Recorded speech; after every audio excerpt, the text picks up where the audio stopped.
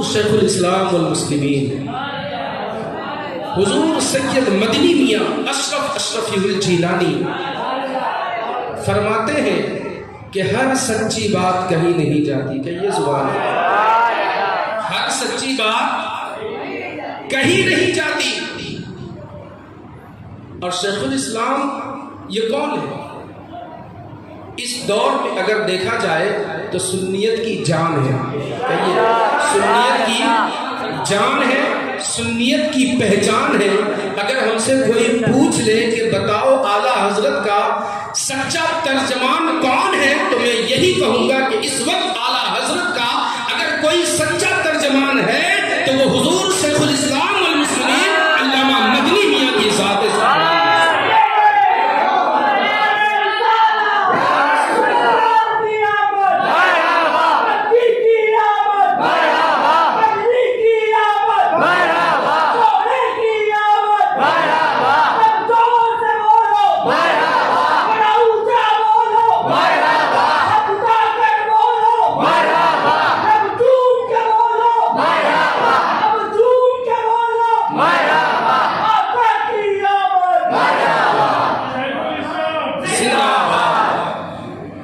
شیخ الاسلام والمسلمین علامہ مدنی میاں فرماتے ہیں کہ ہر سچی بات کہیں نہیں جاتی. مثال کے طور پر ساری کائنات کا پیدا کرنے والا کون؟ اللہ. کون؟ اللہ. لیکن کوئی شخص یہ کہہ دے کہ سور کا پیدا کرنے والا اللہ معاذ اللہ، تو اس پر کفر لاگو ہو جائے گا.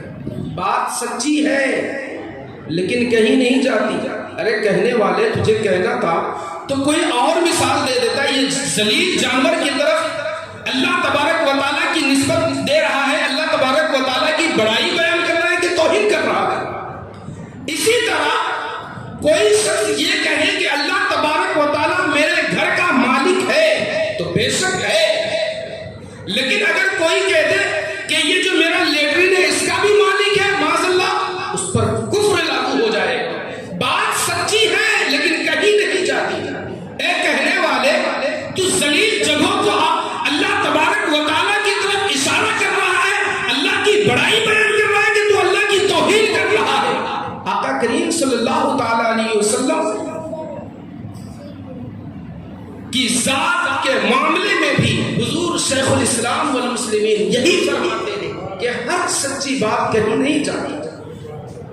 یقیناً ساری کائنات کا پیدا کرنے والا رب ہے. دنیا میں جو بھی چیزیں ہیں سب کو اللہ نے پیدا کیا، لیکن ذلیل چیزوں کی طرف نسبت دے یہ کفر ہو جائے گا.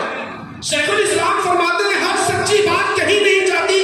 اور اس کو آسان کرتے ہیں اور کہتے ہیں کہ ایک بدماش بچہ اپنے ماموں کو یہ کہہ کر کے پکارے کہ میرے ابو کے سالے صاحب سن لیجئے. بات کتنی سچی ہے. جب سالہ نہیں تو ماموں کیسے؟ بچہ اپنی بات پر حق ہے. بچہ چاہے تو حلف لے سکتا ہے، قسم اٹھا سکتا ہے کہ جب سالہ نہیں تو ماموں کیسے. لیکن بچے کا حشر کیا ہوگا وہ ہم اور آپ اندازہ نہیں لگا سکتے. حضور شیخ الاسلام